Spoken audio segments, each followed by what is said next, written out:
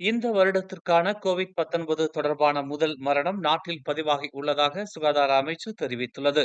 2024ஆம் ஆண்டு மே 26ஆம் தேதிக்கு பிறகு முதல் கோவிட்-19 இறப்பு சம்பவம் இது என்று அமைச்சு ஒரு அறிக்கையில் தெரிவித்துள்ளது. நோயாளிக்கு நீரிழிவு மற்றும் இதய நோய் உள்ளிட்ட பிரச்சனைகள் இருந்ததாகவும், மேலும் தடுப்பூசியின் 2வது பூஸ்டர் டோஸ் பெறப்படவில்லை என்றும் தெரிவிக்கப்பட்டுள்ளது.